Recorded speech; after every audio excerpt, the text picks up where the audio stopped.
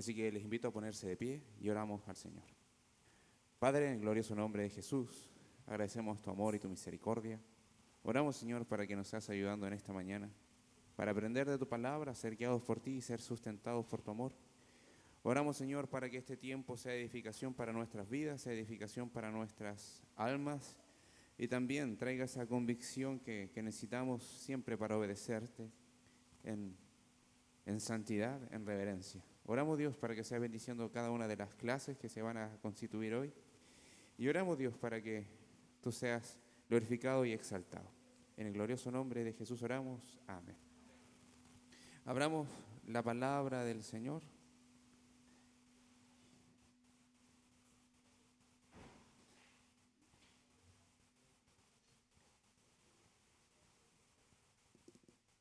Salmo 46.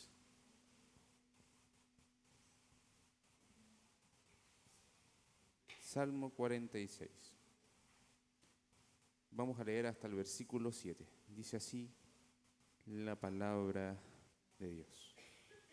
Dios es nuestro amparo y fortaleza, nuestro pronto auxilio en las tribulaciones. Por tanto, no temeremos aunque la tierra sea removida, y se traspasen los montes al corazón del mar. Aunque bramen y se turben sus aguas y tiemblen los montes a causa de su braveza, del río sus corrientes alegran la ciudad de Dios, el santuario de las moradas del Altísimo. Dios está en medio de ella, no será conmovido. Dios le ayudará a clarear la mañana. Bramaron las naciones, titubearon los reinos. Dio él su voz, se derritió la tierra. Jehová de los ejércitos está con nosotros. Nuestro refugio es el Dios de Jacob. Antes de pasar a las clases, vamos a dar unos pequeños avisos. Solicitar a los padres que dejen a sus hijos en las clases.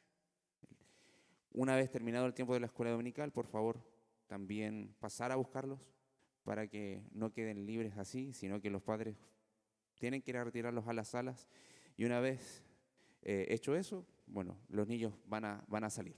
O sea, no le van a abrir la puerta para que salgan como ovejas, para que corran y salten como ovejas en la manada, sino que van a ir los padres a buscarlos y los van a sacar. Eso. Así que pasamos a las clases.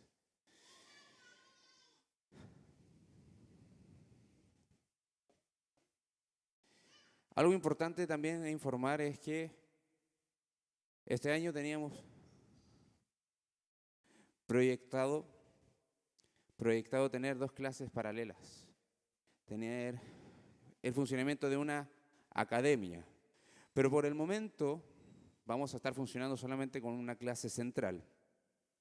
¿Ya? Esto se debe debido a la evaluación de la participación de los hermanos en este tiempo y también por la cantidad de maestros que eso implica.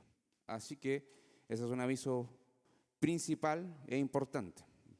De todas maneras, vamos a estar funcionando con los temas a tratar que teníamos considerados para este año. Vamos a estar seleccionándolos de acuerdo el criterio que pueda tomar el liderazgo pastoral. Y en este caso vamos a comenzar con algo importante. No sé si se ve proyectado ahí. Y es lo siguiente. Evangelismo. ¿Qué es el evangelismo, queridos hermanos?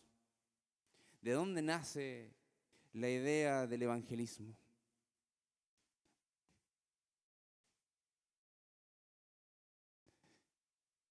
¿Es un mandato? Es un mandato de parte de Dios. Ahora vamos a estar viendo varias cosas importantes, no solamente el sustento teórico, teológico detrás, sino también algunos asuntos fundamentales para tratar con casos específicos. Vamos a tener 13 clases de este tema, pero lo primero que tenemos que entender es que el evangelismo, como se dijo, parte con un mandato. Y ese mandato lo vemos en la Gran Comisión. En la Gran Comisión nosotros siempre leemos y encontramos estas palabras maravillosas de nuestro Señor Jesucristo, que dice en Mateo 28, del versículo 18 al 20. Dice: Y Jesús se acercó y les habló diciendo, toda potestad me es dada en el cielo y en la tierra, por tanto id y haced discípulos a todas las naciones, bautizándolos en el nombre del Padre y del Hijo y del Espíritu Santo, enseñándoles que guarden todas las cosas que os he mandado. Y aquí yo estoy con vosotros todos los días hasta el fin del mundo. Aquí encontramos que respondemos a la autoridad de Cristo, porque tiene todo el poder, todo gobierno, toda autoridad, y mientras vamos, hacemos discípulos. Entonces el evangelismo en cierta medida es buscar hacer discípulos de Cristo y mantenerlos siempre permaneciendo en la condición de discípulos. ¿Cómo es eso? Versículo 20 dice, enseñándoles que guarden todas las cosas que os he mandado. Ese mandato tiene la intención de una permanente acción, una actividad constante. No es que discipulamos una vez que entregamos el Evangelio solamente, sino que por medio de esa buena nueva también enseñamos que guarden aquellos que son sus discípulos las cosas que el Señor mandó. Y tenemos la promesa que es que el Señor está con nosotros siempre con su iglesia, y vemos en eso también la cobertura del poder de Dios. Vemos la cobertura del poder de Dios. ¿Por qué? Cuando dice, y aquí estoy con vosotros todos los días hasta el fin del mundo, nos está asegurando en cierta medida que todo lo que vamos a hacer no lo hacemos en nosotros, en nuestra propia fuerza, sino que por obediencia el Señor va a estar obrando conforme a su misericordia. Ahora, ese texto normalmente se utiliza para hablar de misiones, porque dice, hagan discípulos a todas las naciones, pero tenemos que partir en casa primero. No necesariamente pensemos en la región más lejana de este punto de la tierra, sino que tenemos que pensar también en nuestro entorno. Así que eso es fundamental. De aquí se extrae el hecho de evangelizar, de compartir el evangelio. El evangelismo, en cierta medida, lo podemos resumir, que es un asunto serio. El evangelismo es un asunto serio. ¿Por qué? Porque en su ausencia podemos ver a personas que pueden estar sometidas todavía en sus delitos y pecados, o en su obediencia vamos a ver a Dios salvar. O sea, cuando practicamos el evangelismo, estamos compartiendo la buena nueva, estamos practicando el mandato que el Señor estableció en esa gran comisión, que algunos hoy día dicen una gran omisión por la iglesia actual.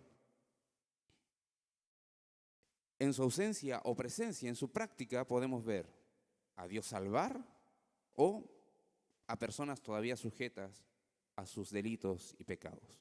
Y aquí tenemos una referencia bíblica. Vayamos a Romanos 10.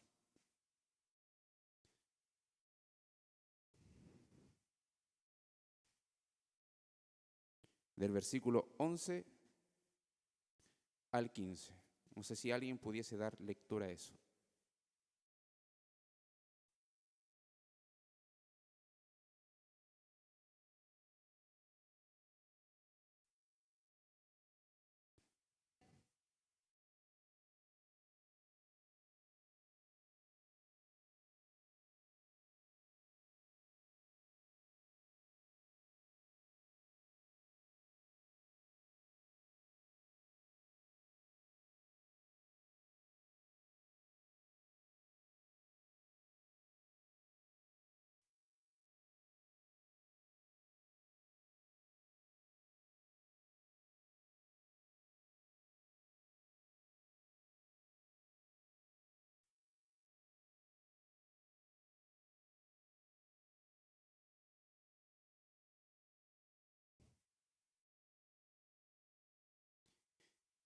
Bien, muchas gracias. Esto es maravilloso, porque ante la duda que se pueda generar en las generaciones actuales de la importancia de predicar, de salir a evangelizar,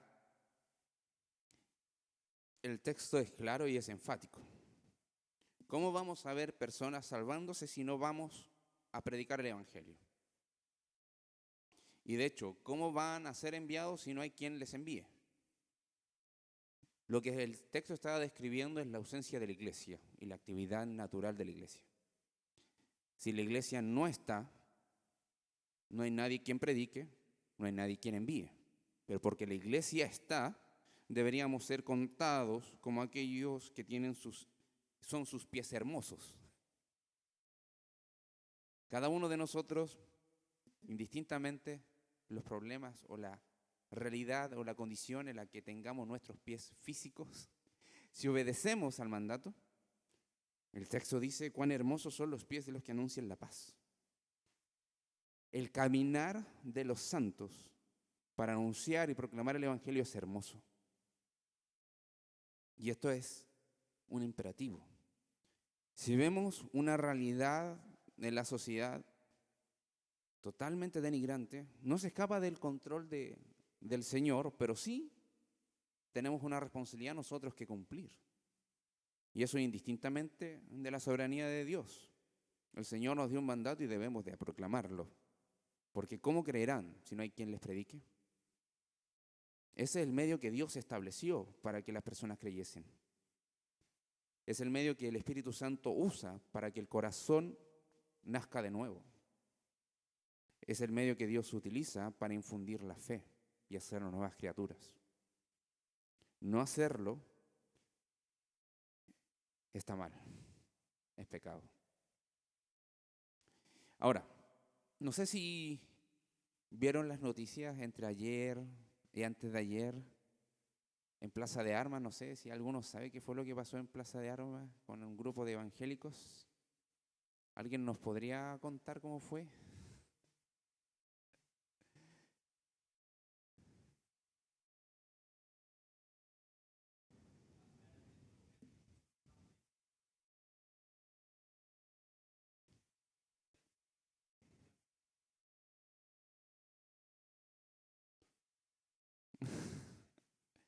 Sí.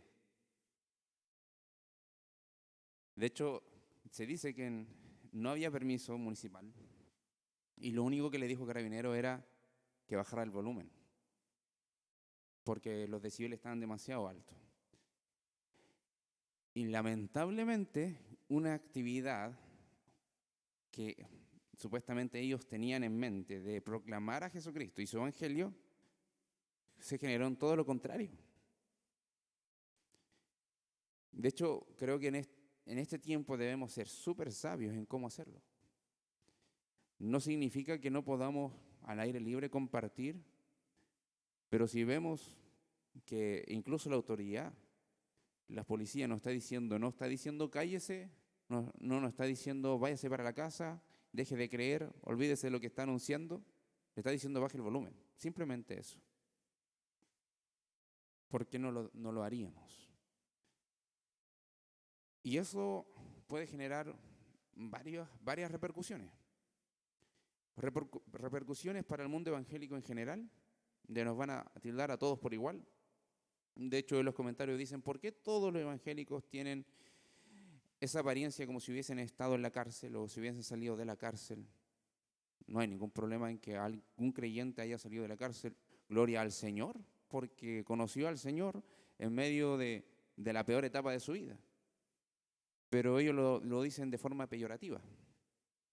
Entonces, acá el punto es que si entendemos cómo debemos de proclamar el Evangelio y que debemos de hacerlo de una manera seria, de una forma responsable, y por medio del poder del Señor y por medio de su presencia, no podemos perder terreno.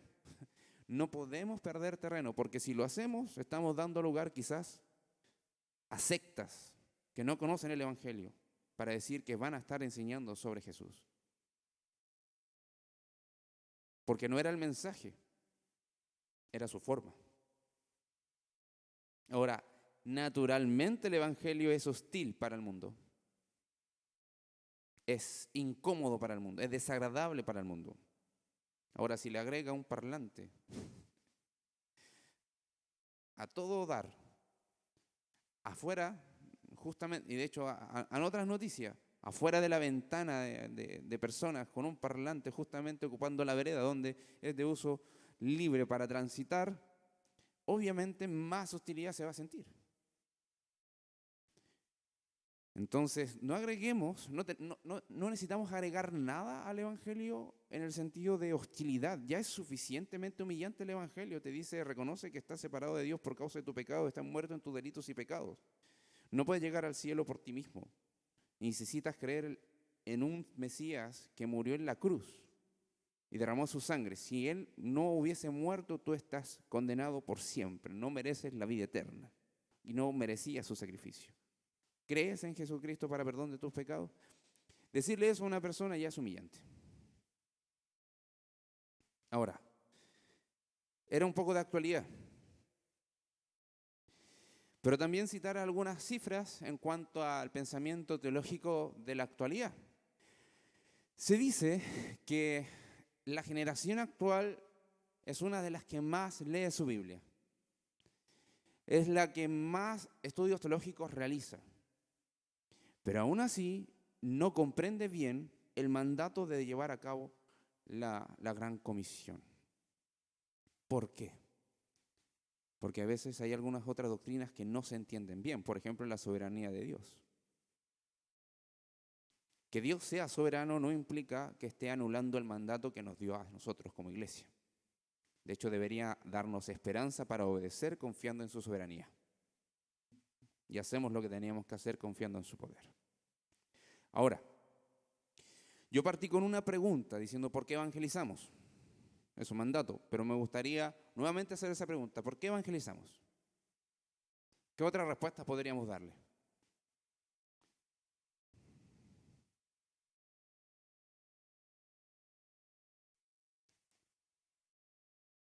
Es un mandato de Dios, así es. Bien, pero hay otra razón también. El mandato viene debido a una necesidad. No necesidad de Dios, sino de la humanidad. ¿Por qué evangelizamos? Para que otros conozcan al Señor, muy bien, y porque el mundo entero,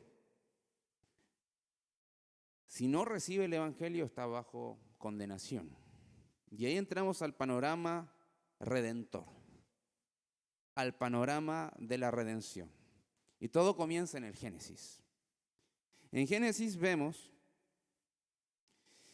ya, son hartas frases, pero todo eso está tratando de resumir todo el Antiguo Testamento.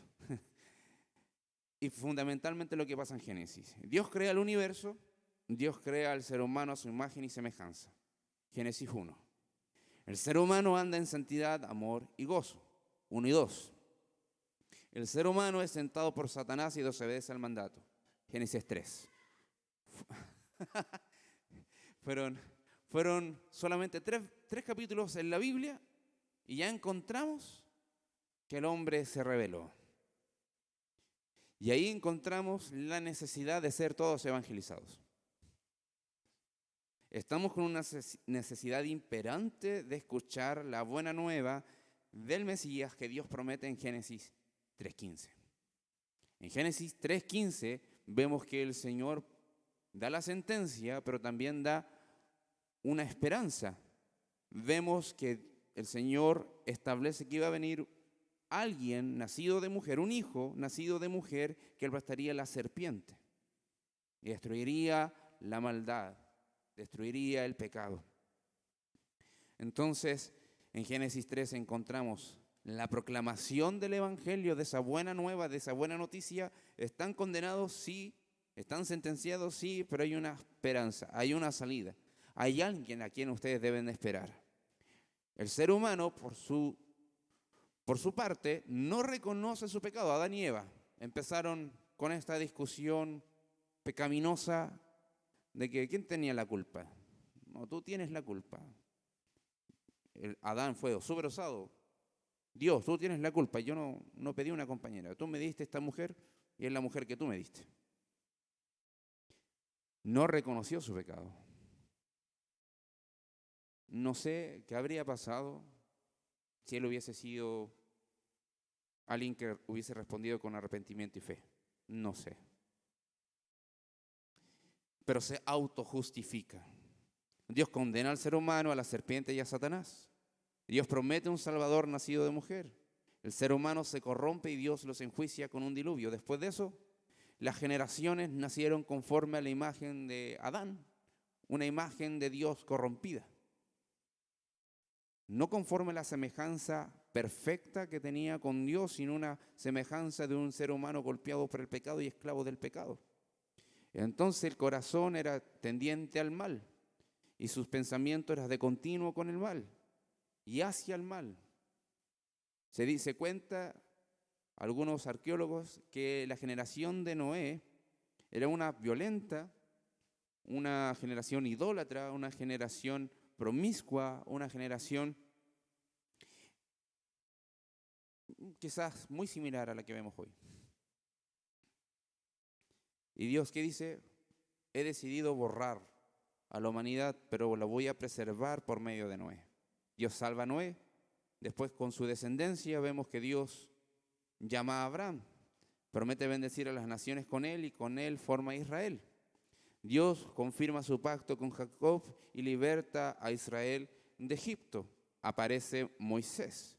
En todo el Antiguo Testamento vemos rebeldía hacia Dios, porque constantemente Dios obraba misericordia y ellos se rebelaban. Dios permanecía fiel a su pacto y ellos se rebelaban.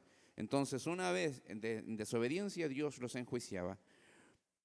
Y así fue todo el Antiguo Testamento. Pero mientras tanto, durante todo ese periodo de rebeldía, el Señor tenía a sus profetas, a sus fieles también, que anunciaban juicio y salvación por el Mesías. De hecho, hay un texto maravilloso en Isaías 62.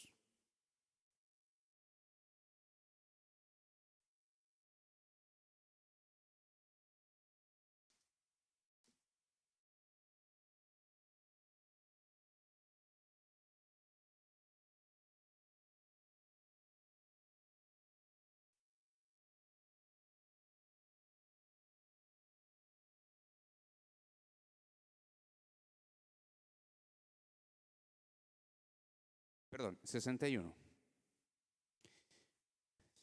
Dice, buenas nuevas de salvación para Sión, para Jerusalén. Dice, el Espíritu de Jehová, el Señor, está sobre mí, porque me ungió Jehová, me ha enviado a predicar buenas nuevas a los abatidos, a vendar a los quebrantados de corazón, a publicar libertad a los cautivos y a los presos apertura de la cárcel, a proclamar el año de la buena voluntad de Jehová y el día de la venganza del Dios nuestro, a consolar a todos los enlutados, a ordenar que los afligidos de Sión se les dé gloria en lugar de ceniza, óleo de gozo en lugar de luto, manto de alegría en lugar de espíritu angustiado, y serán llamados árboles de justicia, plantío de Jehová para gloria suya. Ahora, si se fijan, nosotros nos quedamos con la abundante misericordia que Dios promete acá. Pero en el versículo 2 dice, a proclamar el año de la buena voluntad de Jehová y el día de la venganza de nuestro Dios. Entonces, cuando se proclamaba al Mesías, se proclamaba tanto la bendición por la gracia de Cristo, por la gracia del Salvador prometido, pero también el juicio. Si los juicios terrenales eran muchas veces usados de parte de Dios con gobernantes despiadados como Nabucodonosor, que sometió a esclavitud a Israel, iba a venir alguien que iba a hacer misericordia, pero su juicio iba a ser mucho mayor. Esta es una proclamación del Evangelio, pero debemos de entender que el Evangelio te promete tanto la salvación, pero sentencia a quienes se rebelan al Evangelio. Ahora, eso es por el Antiguo Testamento. Ahora, panorama redentor del Nuevo Testamento quizás es un poco más breve porque vemos el nuevo pacto ya consumado. Y esto es hasta Apocalipsis. Dios cumple con la venida del Mesías. Dios consuma en Él, eso debería decir, en Él la redención. Dios hace nacer a la iglesia por la sangre de Cristo y la eficacia del Evangelio. Le da autoridad y poder a la iglesia para anunciar el Evangelio. Viene el Espíritu Santo. Dios describe el regreso de Cristo. Dios juzgará a la iglesia y al mundo. Dios juzga a la iglesia con un juicio distinto al que va a tener el mundo. ¿Por qué? Porque estamos cubiertos por la sangre de Cristo y ese juicio es por medio de Cristo y es de recompensa y alabanza y honor. Dios juzgará a la iglesia y al mundo en ese sentido, y el mundo solamente en sus delitos y pecados. Dios hará nueva todas las cosas, cielo nuevo y tierra nueva para siempre y eternamente. ¿Por qué necesitamos predicar el Evangelio?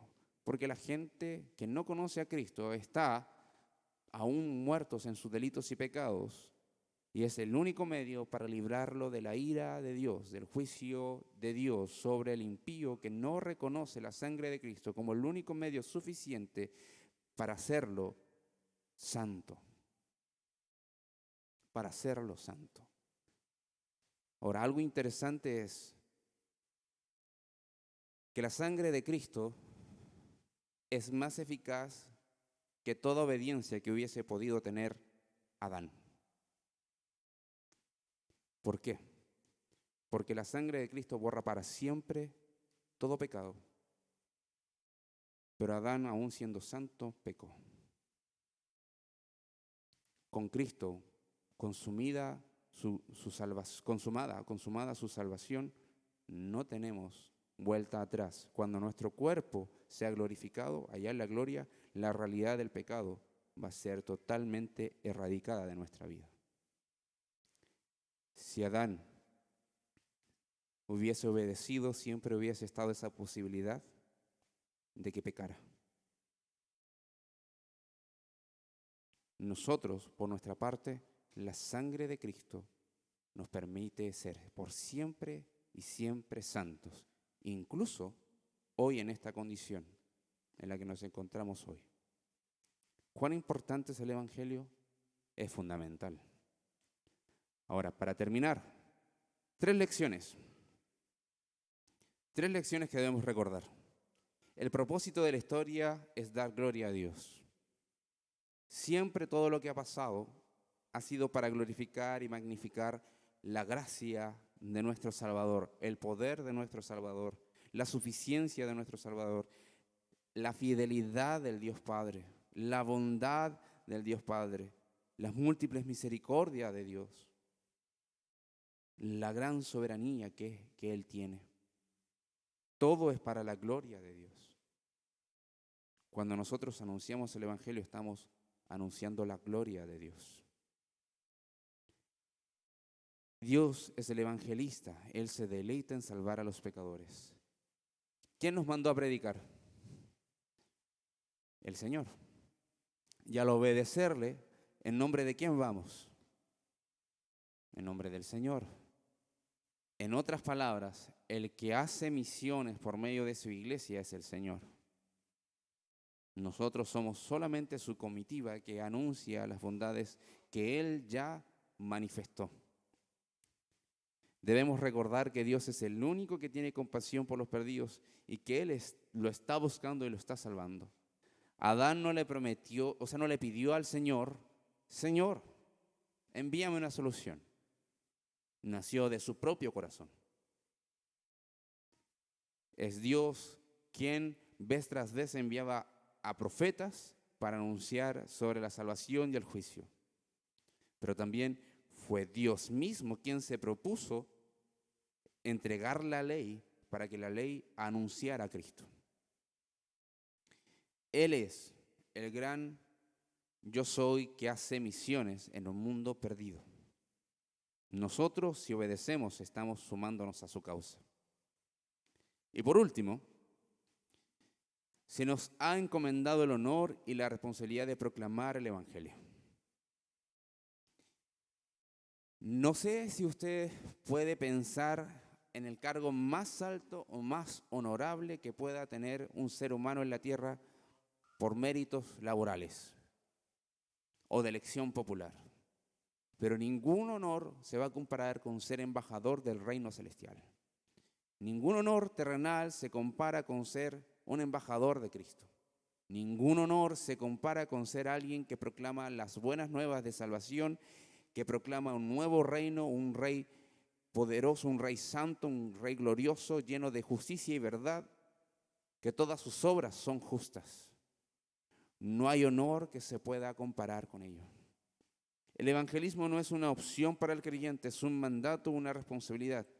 También es un honor, el mayor honor que podemos tener en la vida. Ser embajadores del Rey de Reyes. Hasta ahí. ¿Alguna pregunta? Ya, vamos a tener un tiempo de actividad. Pero una actividad bien sencilla. ¿Quién puede leer 2 Tesalonicenses 3 del 1 al 5? Esa no es la actividad, el contexto de la actividad.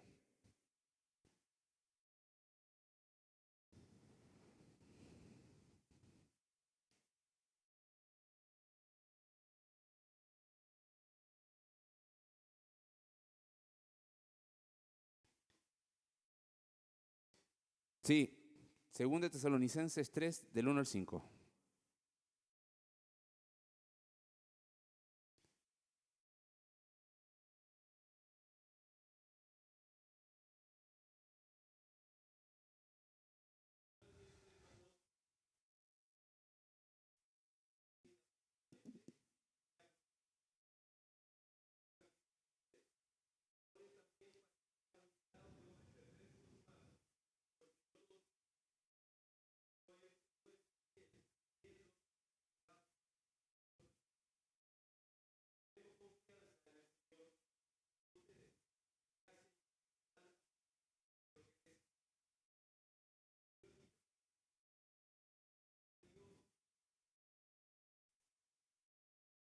Amén. Sí, claramente. Una versión distinta. Pero el fondo es el mismo, porque es el mismo texto, traducido con un lenguaje más de hoy. Entonces, la oración. Oremos. Oremos para que Dios nos dé un corazón por los perdidos. Un corazón que ame a los perdidos a pesar de que nos ponga a prueba la paciencia. Oremos para que Dios abra las puertas para compartir el Evangelio. Oremos para que Dios te dé 3 personas con las cuales compartir el Evangelio. Puede ser cualquiera creado a la imagen de Dios. Cualquier persona que tú veas es poseedora de la imagen de Dios, si bien golpeado por el pecado, pero a esa persona tú puedes predicarle el Evangelio. Así que vamos a estar orando y voy a pedir a 3 valientes o 3 hermanas valientes o 3 hermanos varones valientes, valga la redundancia.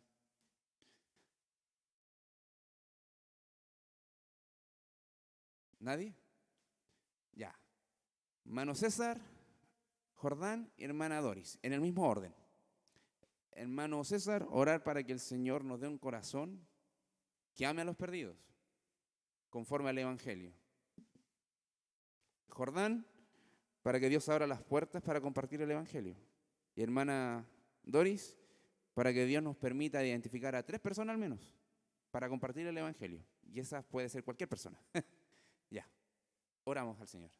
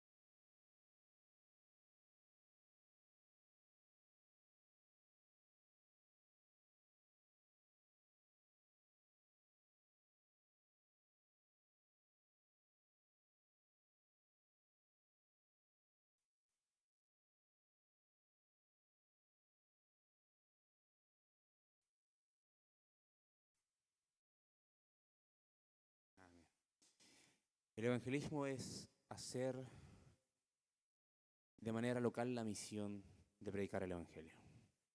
Es la misión local que tiene la iglesia para anunciar el evangelio. Así que vamos a terminar también en oración. Les voy a invitar a todos que nos pongamos de pie y podamos agradecer al Señor por este tiempo.